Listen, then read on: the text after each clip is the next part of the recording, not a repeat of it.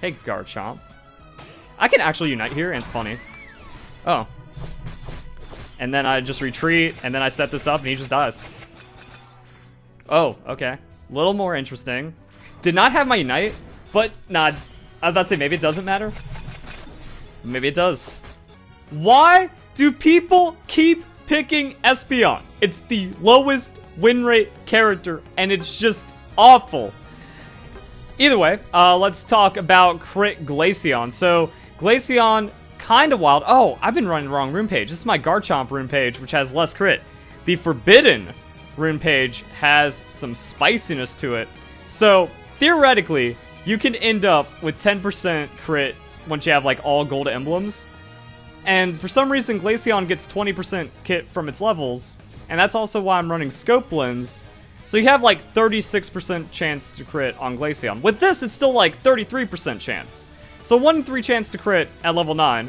1 in 4 chance to crit at level 5. And then you still have 12, 13% crit at level 1. It's kind of crazy. And it's definitely viable because Ice Shard is where a lot of your damage comes from. So Ice Shard setting up to give you more crits is just more DPS when you finally get the Icicle Spear off. Depending on how this game goes, I can also use it to explain more about Glaceon from my video. But nah, we just got Inting Meryl. Let's go. So the crits might actually help out like the clearing and the speed and stuff like that. Not really too sure. Doesn't really seem that way. This 100% gets stolen from me, like actually everything else. No, we get a little bit of secure. Oh man, the solo Glaceon is gonna be fun. Come on. Trying to... Like, I just sit under here and die, I guess, while I don't want to waste cooldowns. I just set up everything.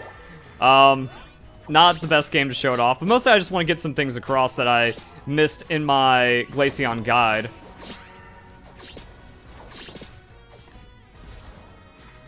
One of the things... Actually, yeah, we need to score, because that gives us a little bit of stat increase. We evolve off of that. So, the attack speed on Glaceon is weird, and one thing I didn't do a lot of with my Ice Shard play is use Ice Shard while Icicle Spear was channeling to get the extra 2 hits, because I would rather not have that cooldown get burned. Oh! We find a steal. Interesting. I don't understand the plan here, but alright, if he wants to die, that's cool too. Crit mattered, maybe? Actually, we got back-to-back crits on the 24%, so... 22%. But my thought being, why would I add 2 to the Ice Shard instead of just use Ice Shard again and then get another 6, you know? Really, this crit build comes online at level 6. Mostly like Glaceon tends to do.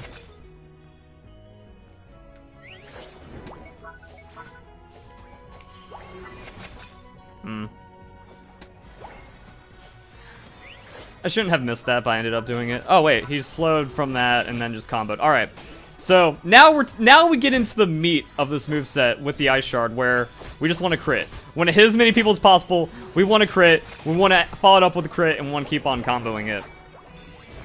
Unfortunately, we had the gank from our homie. That would've been nice out like crit steal.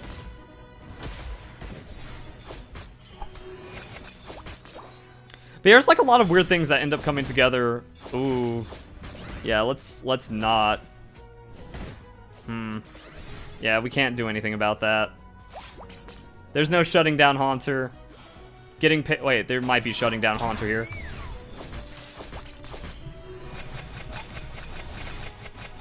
Because we just perma him. And now we have that follow up.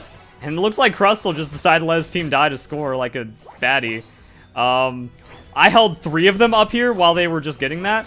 And it looks like Crit Glaceon's about to take over the game.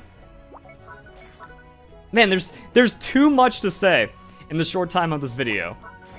But maybe we can use Rotom as a bit of an example. So, interesting thing about how Glaceon works is that, yeah, if you use Icicle Spear, it starts on cooldown. So if you have more spears, by the time Icicle Spear's up, you just have it again. So let's throw this out here. We use that to get more, and then if you do it at the very end, ouchies, I don't want to die to Gengar just because he hurts. So if you use the Icicle, or the Ice Shard at the end of your Icicle Spear, you actually get better cooldown rotation on the Icicle Spear. If you do it at, like, the very end, then you can just still get your auto attacks from the Ice Shard. But the problem is you don't always get 4. See, like, we're level 10 and our attack speed isn't high enough to get the 4. My goodness, alright. Let's lay this down, and let's just make his day even harder. So we'll do that. We can do that. We can channel. And the Icicle Spear lasted for so long that I was able to just go straight into it. And I threaded in the Ice Shard. So that was probably a very big thing about Glaceon that should have been really noted inside the video, is you do want to use that Ice Shard to extendo the Icicle Spear. And because using Icicle Spear reduces the cooldown of Ice Shard, it kind of works even better. Oh, we'll just grab that for free. So yeah, like, we'll have all of our stacks, we'll use that, we extendo, and then we just go into the auto attacks again, and then we lose not a lot of uptime from the Icicle Spear itself. Except when, like, crowd control happens, and we don't have Reunite, and there's 3 of them. That was just overextending. I'm trying to show off something. And if you keep good Ice Shard uptime, you're getting more crits. And it's mostly just like Glaceon scaling being kind of low. Icicle Spear only has like 34%, so you're not, like, no matter what item, even like a full stack score specs doesn't really make too much of a difference. Woo, oofies. Okay, yeah. Crowd control's nasty. That's also a big thing.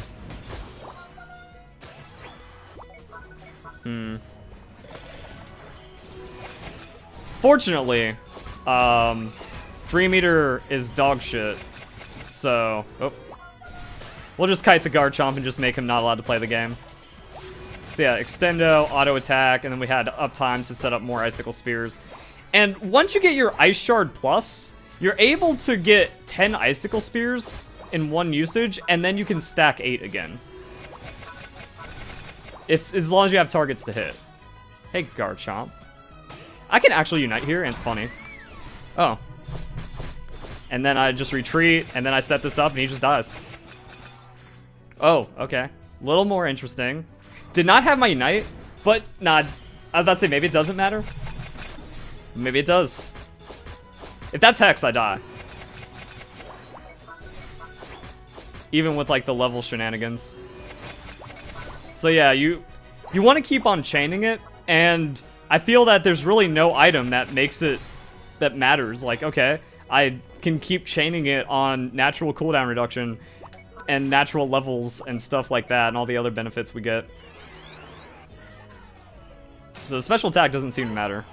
And the crits get chunky. Like, you don't want to eat a 900 crit like that.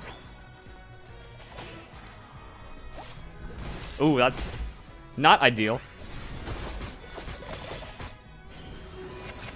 See, we extendo, we auto-attack, we crit, we auto-attack, and now we're just stacked up into the Mr. Mime, and then we can finish off 3 kills like that.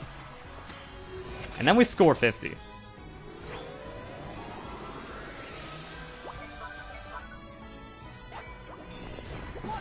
And now we're level 15. And now that means I think we have 800 special attack, and we're still running choice specs. And the reason why we're still running choice specs is because our base special is so high that, like, that first Icicle Spear is going to lead off with, like, a huge amount of bonus damage. I don't know if specs actually applies that bonus damage to the Ice Shard. I don't think it does because it's an auto modifier.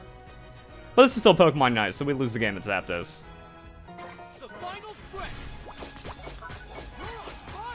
Alright, so really what you need is solo Glaceon top. Oh, wow, okay. With him dead, there's really no threat. And, like, as long as the Cinderace doesn't suck. I needed to secure that, apparently. Yikes. Alright, we running. We sprinting this out of here. Because Cinderace auto-targeted and didn't snap to the Zapdos. Ah! Oh, good. Good shield. Even though the shield did not matter at that point. Wait. I wanted to, like, Ice Shard, hit, Icicle Spear, something. And since my focus band isn't on cooldown, I guess I missed that cooldown by like half a second. And also the Pokemon Unite server sucks, so if it looks like I dropped something, or if like an ability doesn't go off, I probably pressed it. It just didn't register.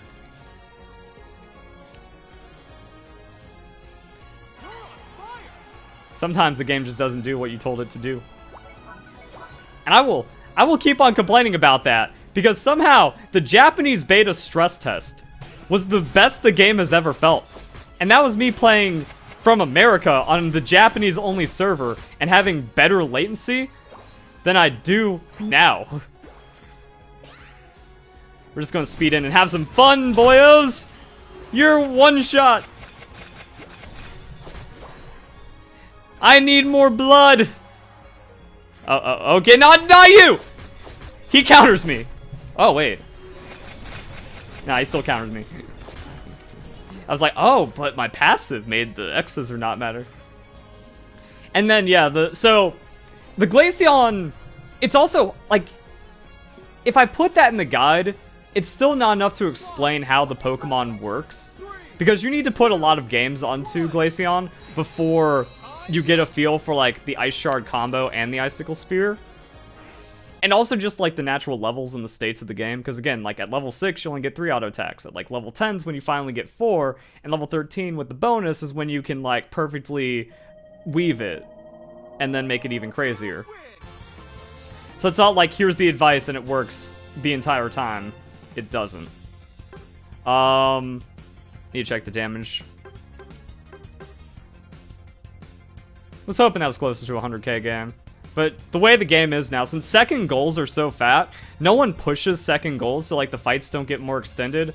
Also, they didn't have a healer on their team, and Crustle wasn't even in the game. He was just kind of like annoying, and I can't really do much about his fatness, and I was one-shotting Gengar and, what's-his-face. So it's really going to come down to the kills, yeah. And our Cinderace did well too, so 26 KP. I feel like I was in the middle of a thought that I wanted to finish on the Glaceon to make this video make sense for everything. Damn. Your Unite move. Your Unite move gives you cooldown reduction and attack speed. So you pretty much get to do everything, but faster, which is kind of like where the innate understanding of this Pokemon comes in. So, I got the game I wanted on Glaceon early on. That's a highlight. Let's go.